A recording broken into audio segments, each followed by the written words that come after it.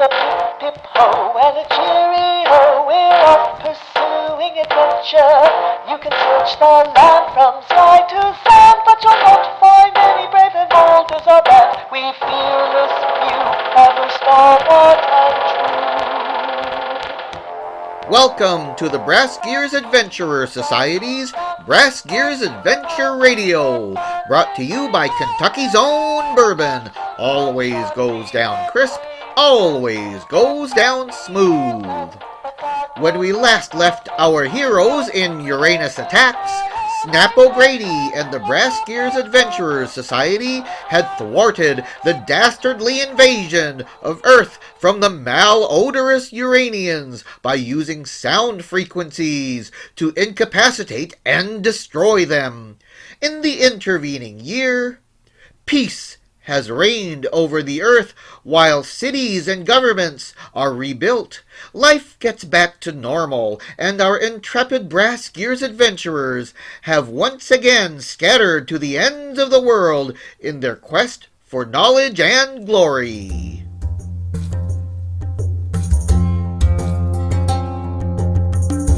But join us now as we travel halfway across the globe to Hamunaptra, Egypt, and check in with archaeologist and adventure seeker Lady Amelia Hannawalt as she continues her own exploits of exploring the newly discovered ruins of an ancient civilization. Our story begins as the unrelenting midday sun beats down upon the sand dunes and the sweaty workers who toil with their mattocks, small hand shovels, and brushes in hopes to uncover a missing piece of history. This blasted sand is so coarse and it gets into everything. Now the sand in my tea. Pardon me while I get another cuppa. Carry on, lads. Stupid Brit. Why do we have to do this digging in the day when it's so bright out? You fool! You would break into here at night when the cursed spirits are afoot? If you believe in the curse, Barranca, why are you here at all? Because they paid me a fortune. None of the locals would touch this place. Now, Satipo, my friend, help me move this large stone door. Careful with that. Careful with that. Don't damage the hieroglyphics before I can record and translate them. Si, Jefa. Yes, boss. Colonel Critchlow came to me and said you were just about to open this doorway. Now that I'm here, you may proceed.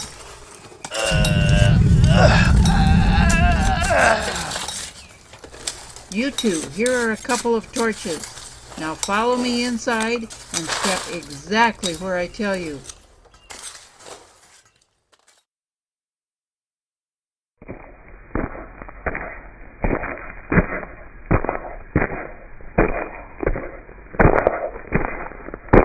Bring that torch closer to here, Satipo. Oh, do you see this here? This recounts the story of the pharaoh waging battle against Sebek, the crocodile god. It shows the pharaoh and his army as well as the crocodiles emerging from the Nile. I wonder why they are represented walking on two legs. Lady Amelia, what do these pictures over here say? Oh, fascinating. These are even older. It's representative of some sort of catastrophe. See here? Some great darkness is eclipsing the sun. Fire rained down from the sky, destroying all the seats of power. You know, boss, that sounds just like what happened to us last year with the Uranians. Shh! I'm trying to concentrate on these next sets of hieroglyphics. Now, what is the translation of this stork symbol? I think it is Amenophis. Oh, of course! Amenophis. Thank you, Satipo. Jefa, do you hear that? Shh! Don't disturb me. I'm trying to translate. I knew it! I knew it! We have invoked the curse! I said silence. I'm not staying in here to die. Barranca! Come back here, you coward! A flaming chariot from the heavens descends to earth. Ra, the sun god, is driving the chariot through the skies with an ibis at his side. What's an ibis? It's a big bird. Now let me finish. The next group of pictures shows the bird laying an egg, a gift from Ra to the mortals below, that descends from the heavens to the earth. But it says here that despite the good intentions, the egg crashes near the pharaoh's palace and lays waste to a good part of the city. Garanka, what have you done now? That sounded like an enormous cannon shot. It came from outside. Vamonos! This place is collapsing around us! Save yourselves! Oh, there's so much dust. The entrance is blocked by rubble and Barranca. He's dead, crushed by that heavy debris. You poor devil. I'm well familiar with the construction of Egyptian tombs, and there is always a secondary exit. All we have to do is find it. You mean to take us further into the tomb? It's falling apart as we speak. Often we must brave inexplicable peril to achieve our reward. We must first enter the dark in order to reach the light. Follow me.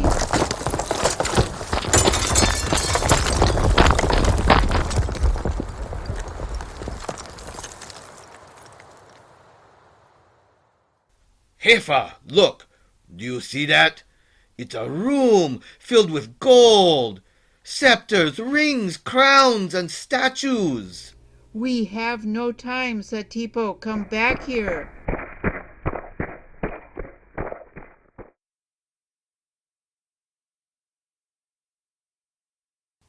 Lady Amelia, look at all this treasure I found. Blast, we're at a dead end. Here, my lady, a gold crown to wear on your head, befitting your loveliness. It fits you perfectly. There's no time for such frivolousness now. The way out should be through this door. According to these symbols, the way forward is to press the 2 red scarabs. You mean this big red beetle thing by the door? Yes, but the other scarab is on the other side of the room. I'll press this one, you go press the other one. Very well, go.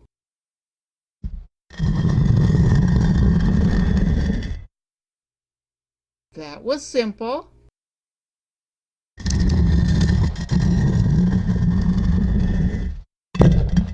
I don't understand. What's wrong? The door only remains open when both scarabs are pressed simultaneously. Can you make it through fast enough before the door closes? I sure will try. Ready? Go!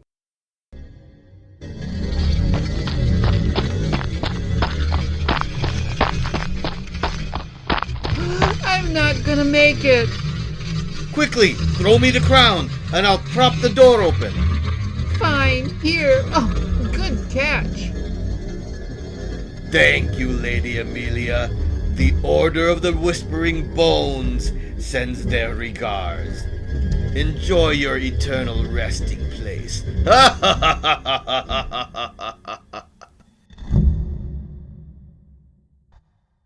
Satipo, you treacherous boot-licking blatherskite. No, no, no. Ah!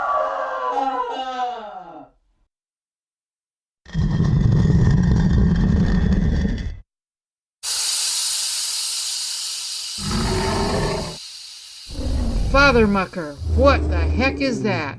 Is that Anubis, the god of the dead? Oh, and it looks like it crushed poor, stupid Satipo. Something's not quite right. That's not Anubis, but an amazing automaton. Professor Dane would love to analyze that in his lab. It seems to be designed to protect the tomb. There must be a way to deactivate it. Stop! Reset! Go away! Oh, silly me. It won't understand English. Let's try ancient Egyptian. Desin, ana akun muhandis. Desist, I am the architect. Well, what do you know, it worked. Anubis, be a good chap and press that red scarab on the far wall, please. Oh yes, I mean Anubis, Lims Jadar al-Juwaran.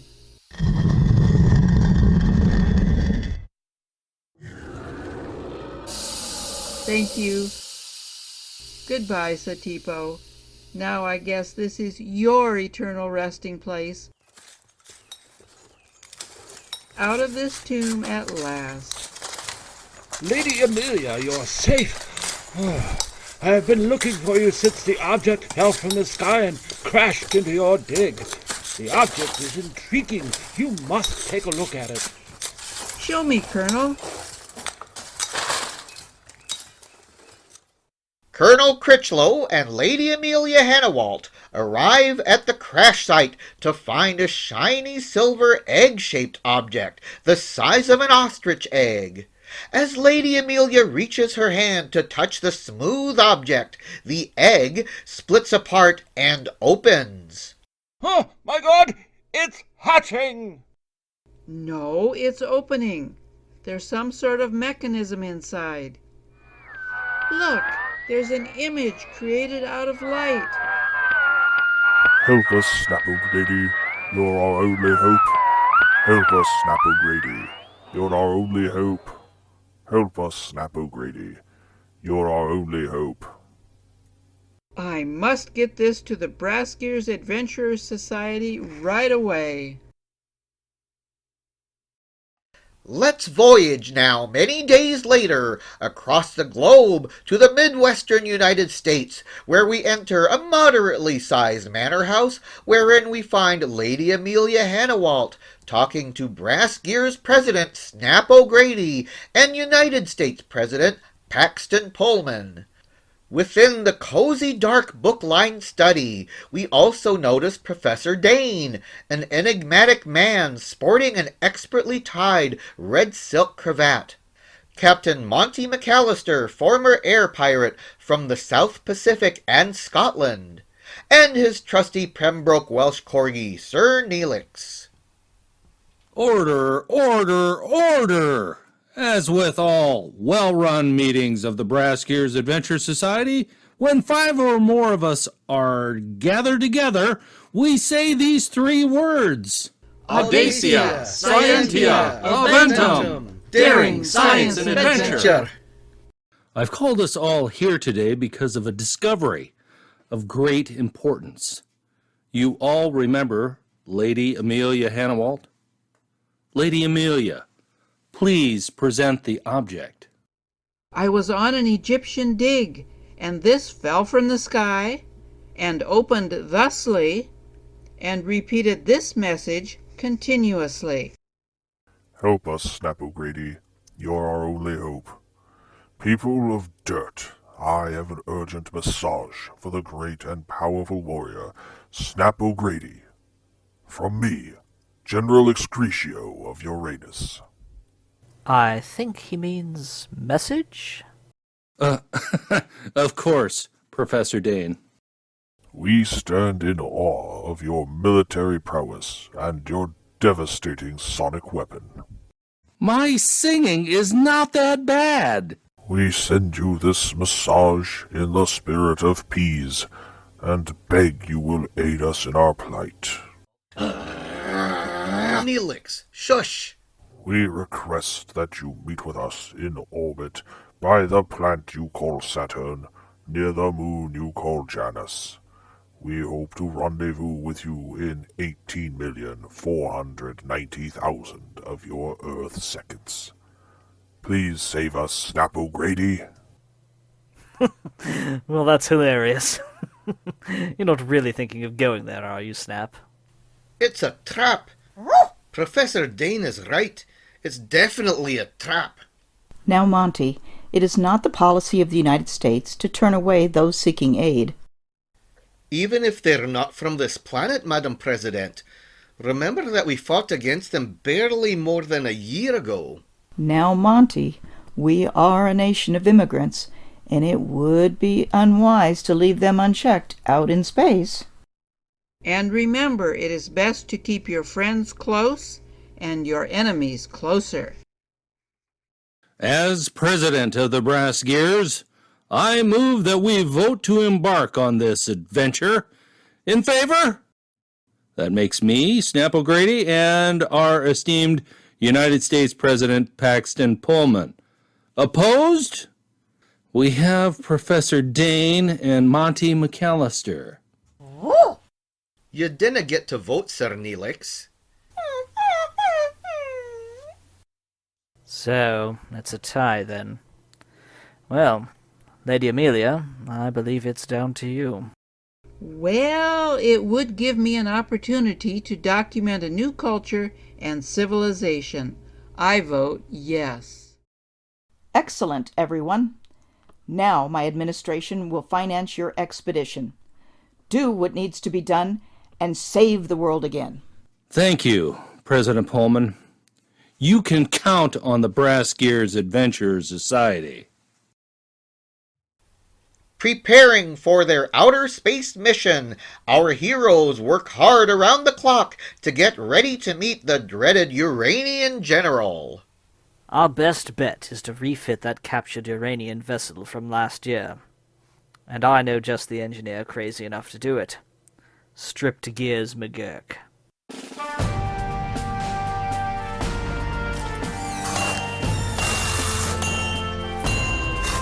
How much time do we have now?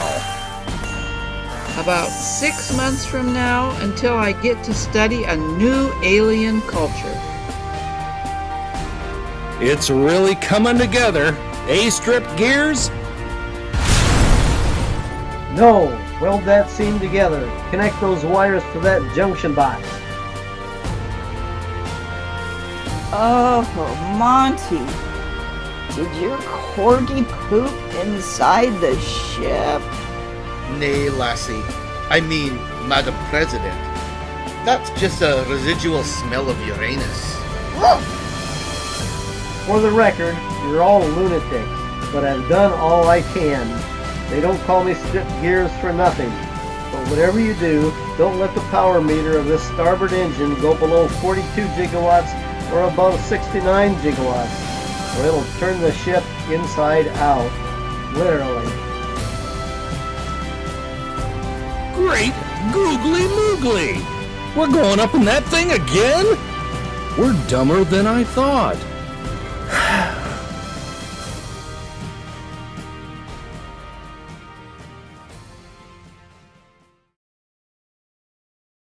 After several months of preparation, with the modification of the ship completed, our heroes finally board the former Uranian ship.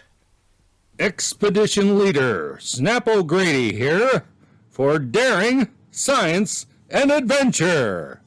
Representing the diplomatic interests of the United States of America, that would be me, President Paxton Pullman. We go forth in the name of all humankind. Chief Anthropologist Lady Amelia Hannawalt reporting for duty. Captain Monty McAllister here. I get to fly the ship again, right, Sir Neelix? Oh yeah, that's me, Susanna Davenport, demolitions and gunnery expert.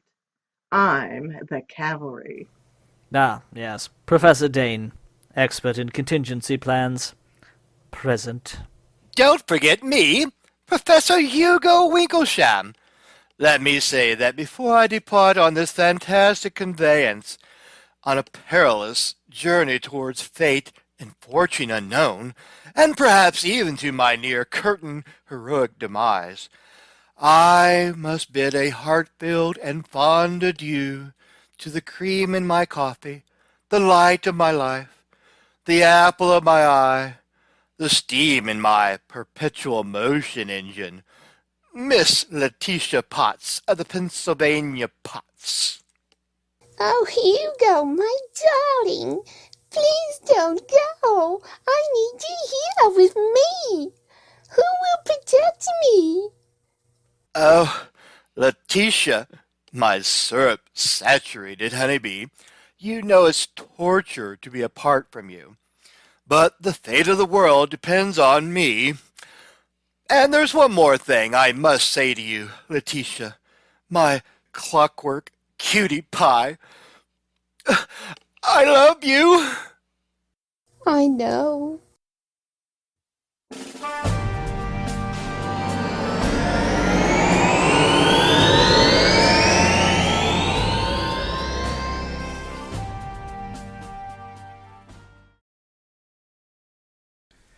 Captain's log, space date May 1st. We have been traveling through the luminous ether for 1 week, and we are now coming into view of the planet Mars. Oh, Mars, can we take a detour? My fabulous friend, John Carter, says the most wonderful things about Mars at this time of year. We can ride a gondola through the canals. It would be so exquisite. I wish my sugar plum, Letitia, was here. We're on a tight schedule here, Hugo. On second thought, from what I heard from King Bobbins, it's a silly place. Captain's log. Space date May 29. We are nearing our rendezvous point with the Uranian general. Though some of the crew are eager to meet the aliens, I still think it's a trap. Hold on a gosh darn second, Monty. I'm the captain. Nay, we decided you would lead the mission on the ground, but as you've noticed, we're not on the ground. And unless you've taken lessons in piloting that I'm not aware of, I'm the captain of this flying saucer. Boys, you're both pretty. If any of you were watching the sensors, the Uranian ship is approaching. My God, their ship is huge. It makes ours look like a toy. Gentlemen, you know that it's not the size that matters. Arriving in orbit to the Saturnian moon Janus, the adventurers come into sight of a massive cigar-shaped ship with 2 large spherical thrusters on the aft end. Captains, the Uranians are asking us to dock with them. Oh my, that sounds awfully intimate. Quickly, let's get our doors opened, but make sure that these airlocks maintain a tight seal. With a hiss of steam, the door to General Excretio ship opens to reveal a platoon of brown, tentacled, slimy monstrosities. Oh, dear Lord. Look at the size of those Tentacles! Welcome, Earthlings, to my flagship, the Astroglide. I am General Excretio. Where is the mighty Snap-O-Grady? I have thought much about the delight it would be to eat you all. I told you it was a trap. Your constabulary against our primary forces was most impartial. Know that we are a proud race, and have no squirrel with you. Our assault on your plant was mandated by an impressive overlord who has subjugated our world. Well, if you're looking for a fight, I brought along my ukulele, and my voice is warmed up to sing the Star-Spangled Banner. Oh, say, can you see? Please, no more. We did not come here to fidget. Come on, I know my singing's not that bad. I'll play you my ballad of Smith and Wesson. You tell 'em, Susanna. I still have one of those recovered Uranian weapons from last time. You start shooting, and I've got your back. See, I told you that we couldn't trust these dirtlings. Sergeant Stewart, Rally your forces! So much for diplomacy. Ready your weapons. I'm hit! They've shot me! I'm going to die! Wait a minute! Hold your fire! I believe they're not saying what they mean. I think their translators might be flawed. Remember how they communicated in flatulent noises the last time we encountered the Uranians? You are correct, Dirtling. Our new omnidirectional translator implant inside of us is still in its prototype stage. Ah, so you actually meant that you are delighted to meet us. Of course, that's what we said. We apologize that our new tech is not functioning properly. Major Slops, take Sergeant Stool to the infirmary, and the rest of you follow me as my esteemed ghosts. I mean guests, to the conference room. On the way to the conference room, our intrepid team is astounded by the size of the ship. They walk down a long shafted corridor, spying an immense room crammed with rows of alien vegetation that is being tended by floating brass robots. Clearly, it is an amazing greenhouse that supplies their food.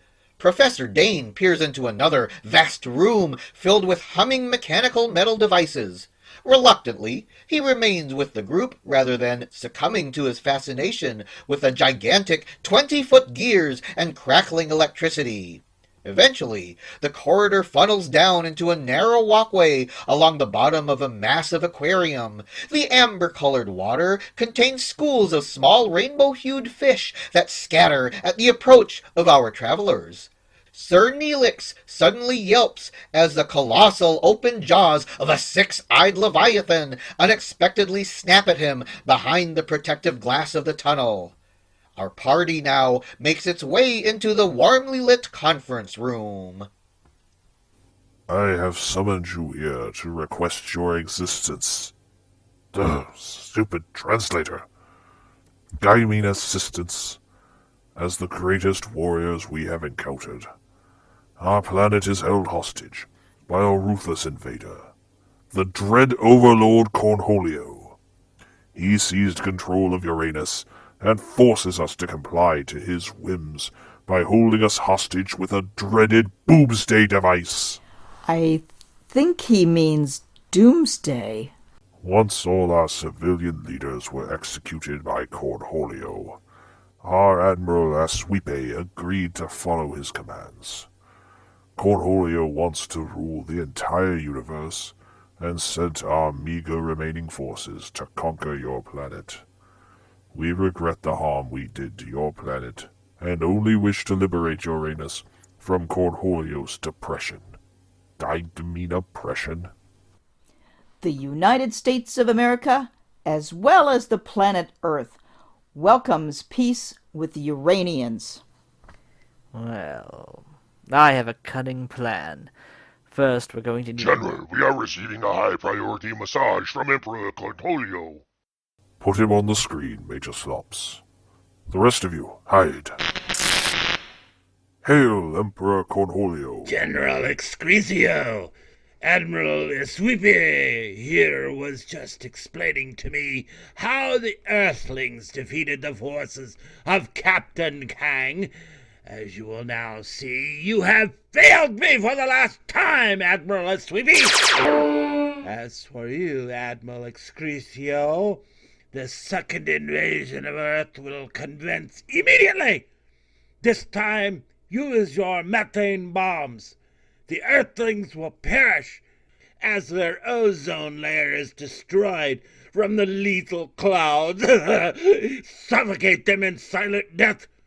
Do not fail me as your predecessor did. We have no time to mourn our Admiral now. That was Emperor Cornholio. That is what we are up against. Help free us from his Tyrannosaurus. I mean tyranny. You're our only hope. Well, we'll need a plan to defeat Cornholio and prevent him from deploying that device in Uranus. Well, team, what should we do now? Snap, do you remember Siam? Phuket. Well, if we're just going to give up. No. I was thinking about Bangkok. Ouch! That sounds painful. No, Snap. Remember how we dealt with those Whispering Bones agents in Bangkok? Oh, yeah. Good idea. Now, we'll split into 2 teams. One to confront Cornholio, and the other to disarm the Doomsday device. Admiral Excretio, the United States of America is willing to come to the aid of your people to stand up against tyranny in any form. You may now consider Uranus a protectorate of the United States. Setting off in the long Uranian flagship with Admiral Excretio and Major Slops, Snap O'Grady leads the team of Susanna, Hugo, and Paxton Pullman to their diplomatic mission to meet with the brutal Emperor Cornholio to convince him to pull out of Uranus and free its people. As our delegation approaches the ship... Wow! Admiral Excretio, I thought your ship was massive. But Cornholio's is so much bigger. I've never seen anything so enormous. Can you imagine getting a ride on that? I don't think it's that big. Pilot, for impulse to Cornholio's ship. Proceed with the docking. Careful. Gently now. It looks like it's going to be a tight fit. Ah, there we go, sir. We're fully docked now. All of you, ready yourselves. This could turn ugly.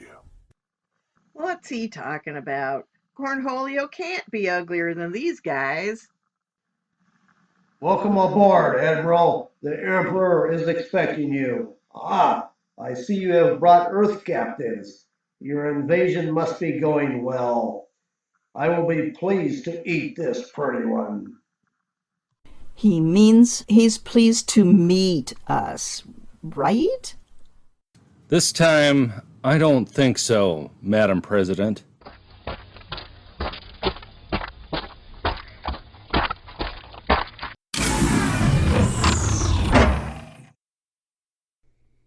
Admiral, welcome to the head of my mighty ship. I knew you would not fail me like a sweepy. Bring these pink-skinned tasty morsels to me. Now see here, Cornholio. We didn't come here as captives or as a snack. We came here to negotiate. Admiral, what is the meaning of this? On what grounds do you think you can make demands of the great Cornholio? I address you as one sovereign leader to another. I am Paxton Pullman, President of the United States. I have come here to insist that you remove your army from Uranus, which is now the newest state of the American Union. Cornholio, if you won't listen to reason, you'll listen to force. You think your puny Uranian weapons can stop me? If I learned anything this past year, it's not to get sucked into a fight with someone who has better reasons to be in it than you do. We choose to die on our feet rather than live on our knees. But Uranians don't have knees. You know what I mean. Impudent fools! Gods, destroy them!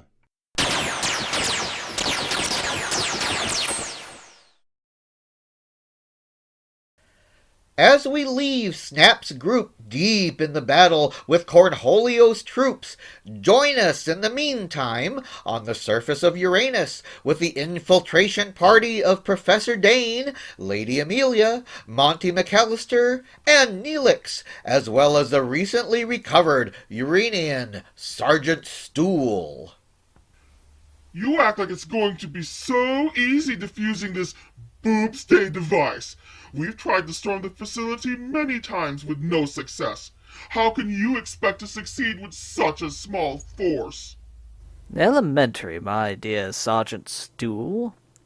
This isn't a military operation to take over a fortification. This is a heist. Hey, Monty. Remember Iowa City? Och, aye. That lassie with the long, gorgeous legs and the huge pair of... Oops, my apologies, Lady Amelia. That was also the weekend we broke into the Whispering Bones hidden laboratory to recover the experimental explosive they stole from Mr. Fogg. Monty, do you still have that grappling gun? I've got it in my quarters. Neelix, go fetch the grappling gun. Now, in preparation for our mission, I actually obtained some of Mr. Fogg's famous exploding devices. Sergeant Stool, do you have a map of the complex? Here you go. We'll land the saucer just outside the perimeter here, and we can scale the wall here with your grappling gum. I'll need you, Monty, to plant the explosives here, here, and here, to distract the guards while we destroy the boobstay device. Oh, blast it all, you Uranians! I mean doomsday! We're nearing our landing site. Ugh, there's my grappling gun. Thank you, Neelix. Here we go. Setting us down now. Quickly, let's use the tree cover to approach the wall. Do your stuff, Monty.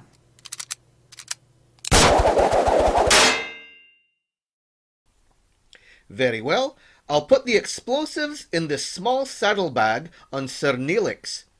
Come on, my short wee hound. Let's start some fireworks. When I say run, run. The rest of you, I'll be seeing you in a wee bit. Meanwhile, on Cornholio's ship, Snap O'Grady and the rest of the adventurers find themselves locked in a deadly gunfight.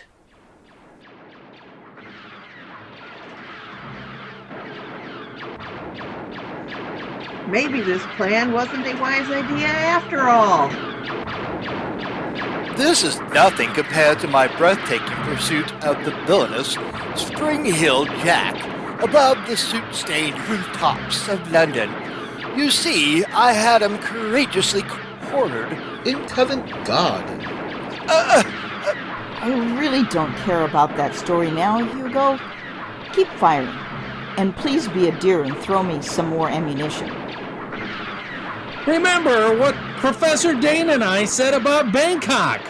We just need to hold out a little longer.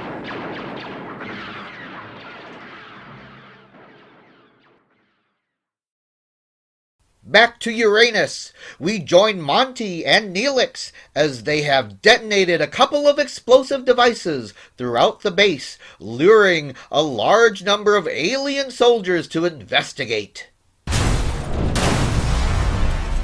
Well done, Sir Neelix. We just have to place this third explosive and we can go join the rest of our entourage. Halt! Earthlings! Step away from that generator! The rest of you check him for weapons and take him to the brig! Neelix, they haven't seen you yet. Run! As the soldiers lead a handcuffed Monty away and Neelix scutters into the surrounding underbrush, Professor Dane, Amelia, and Sergeant Stool manage to infiltrate the building that houses the Doomsday device. Many Uranians have died to retrieve this location's information. Their sacrifice will not have been in vain, Sergeant Stool. What does the Doomsday device look like? We don't exactly know, but we do know that Cornholio has shattered countless worlds with it. This should be the door to the room where it is. Here, let me pick the lock. Stop! It may be booby-trap.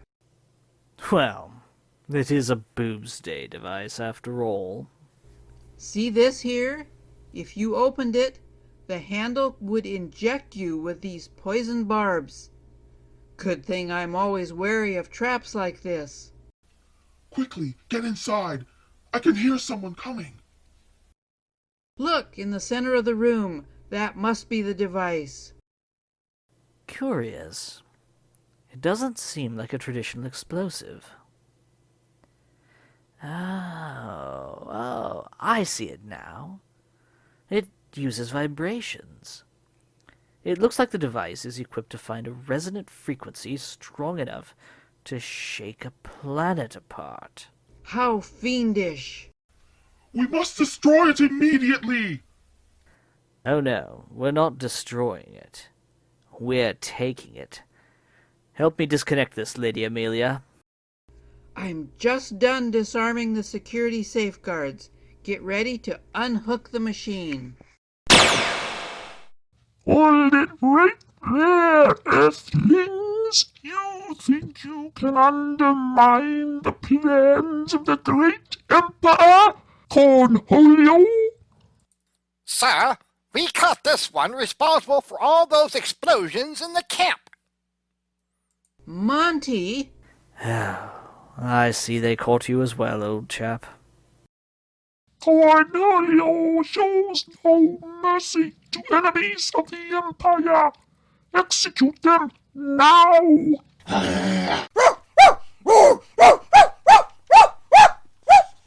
By the black hole of Orion, it's Cubicon. I thought those deadly undead demons were just make-believe. Run for your lives!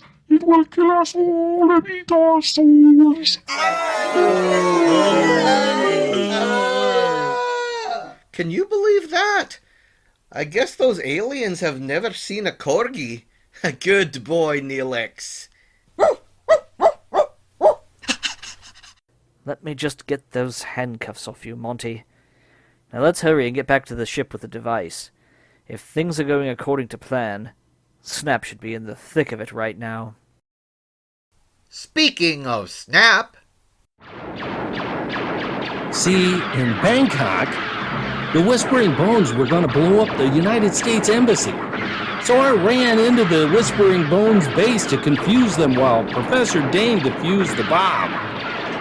He should be arriving here any minute now. Ow! I'm hit! Is this the end of Professor Hugo Camellia Wigglesham? Tell my dearest, darling Letitia, I valiantly gave my life, defending the Earth. I mean, Uranus. Oh, you great big baby. That's just a scratch. I'm out of bullets. What now? Excrecio, I expected better of you. Now you see why you Uranians were so easily conquered. My power is absolute. I will control the entire galaxy, and then the universe. One by one, all the planets will fall under my command. The relentless engine of my conquest is already too strong to resist. All who stand against me will suffer the consequences. I alone have the mastery of the noise-magnifying attenuator. My NMA will cause the bowels of Uranus to convulse and unleash a torrent of planetary devastation. And for your betrayal, both of your planets will be obliterated, as I now activate the unstoppable doomsday device. Prepare to have Uranus demolished. The eyes of freedom will always see through the blindfolds of tyranny, and the bonds of oppression will always be broken with the muscles of liberty. You may think you've got us outgunned and outnumbered, but that doesn't make you right. It just makes you a big bully. All you do is spread hate and misery. You hurt people like those of Uranus and force them to hurt others. And for what? So that everyone respects you? Well, they don't. The universe may fear you, but it will never respect you. It will never love you. And when you eventually find yourself in a moment of weakness, it won't support you either. All that your bullying ways do is surround you with more bullies and cowards. And one day, when you slip even a little, you'll get back what's coming to you. These weapons that you've made will be turned against you.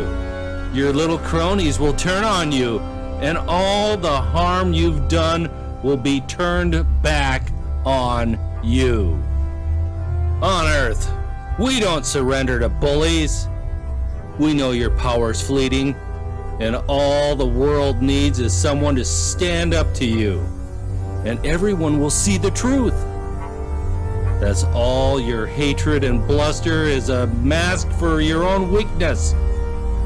Once they know you're afraid, then they won't fear you anymore. Well, I'm standing here right now, Cornholio, and I'm drawing the line in the sand and calling you what you are. You're just another scared little bully, and Earth isn't having it. Not today, not ever again. You don't pick on us. You don't pick on Uranus. And if you got anything else to say about it, you come down here and say it to me like a man, so I can wipe the floor with ya. If you're quite finished, prepare to kiss Uranus goodbye. Well done buying time, Snap. We got here as quick as we could. Woohoo! Nice to see you, Professor Dane. I didn't think I could stall him much longer. Mission accomplished? Just like Bangkok. What is Bangkok? And what is that noise? Well, Bangkok is an Earth city in Siam. And I think you should be familiar with that noise. It's your Boobsday device, that noise magnifying attenuator. What? What is the meaning of this? How dare you? That's right. We've stuffed the enema. I mean, NMA, right up your thermal exhaust port. Here's a taste of your own medicinal. Now you'll know what it's like to be the little guy at someone else's mercy. Is the way back to the saucer clear, Monty? Aye, the way is clear. By the sound of that rumbling, it's time for movement. That's my cue. Toodles! Fools! I will have my revenge! No! You cannot do this to your supreme emperor! No!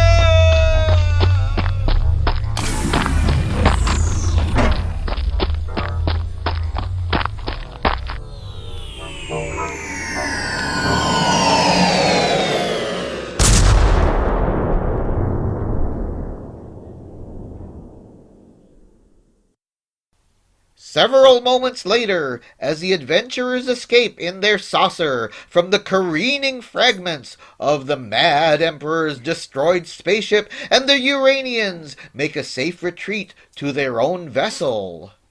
Captains, there's an incoming message from the Uranian ship, the Astroglide.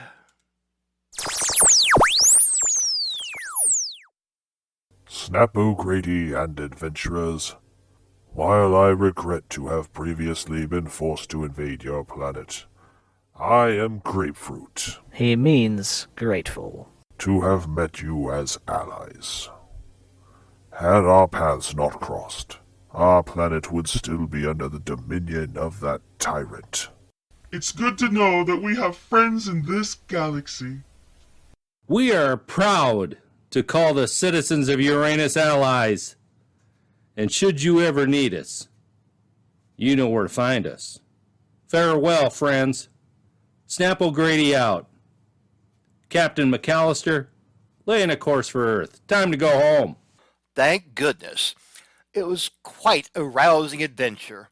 But I really do miss my rainbow-filled, cuddly-wuddly wombat, Letitia. And I know that she misses me even more. Oh, brother. After a few more weeks in space, the BrassGears adventurers return safely home to Professor Dane's mansion, their regular meeting place. As they enter the adventurers' lounge, they see the aftermath of a struggle. Books are strewn about the room, broken glass is scattered amongst shards of brass and steel. Professor, you really must talk to your housekeeper. There have definitely been intruders here. I knew we shouldn't have left the place unguarded. Curse me kilts! They've broken it! Broken what? The 20-year-old single malt Scotch bottle. No, not the Fenrir can. I was saving that for a special occasion. Well, it looks like all the bottles are intact of my Kentucky's own bourbon. Always goes down crisp, always goes down smooth. Hey, there's something else broken here that you all should see.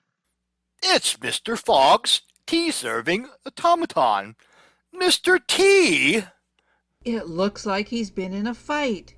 His optical receptors are smashed, and his arms and legs look like they've been torn off. Would you care for a cup of Earl Grey, Lapsang Souchong, or Oolong? Is that you, Mr. Hugo? I cannot see. I could not stop them. They took Miss Potts. No, not my Letitia. Who took her, Mr. T? Who? I am sorry I failed you, my friends. Farewell, lizard men, lizard men, lizard men.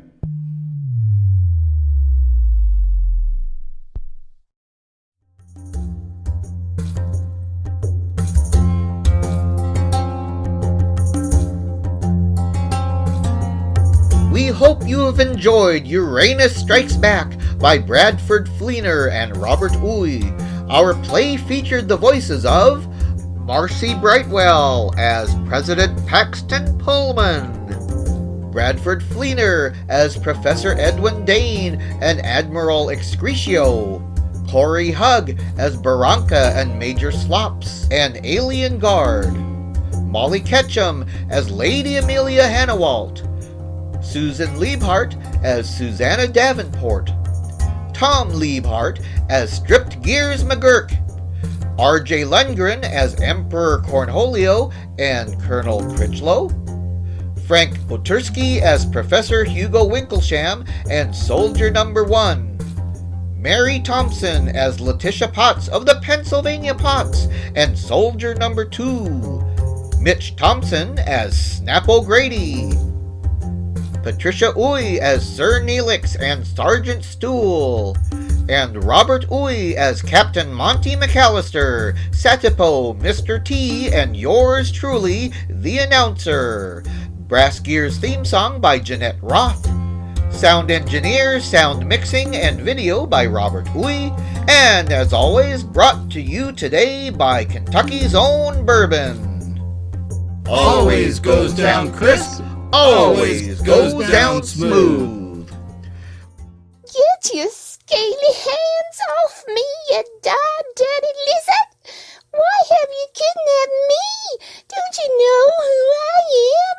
I'm Letitia Potts of the Pennsylvania Potts, you foul brute!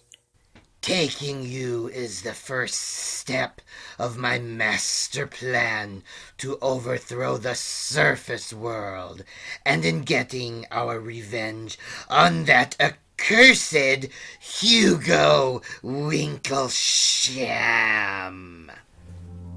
Will Hugo save poor Letitia from the clutches of the dreaded lizard men? Will the Lizard King succeed in conquering the earth? Will Monty get a taste of that 20-year-old scotch? Join us again next time for another thrilling tale of adventure with BrassGears Adventure Radio, as well as for steam-powered robot prize-fighting competitions, right here on these BrassGears Adventure Radio stations.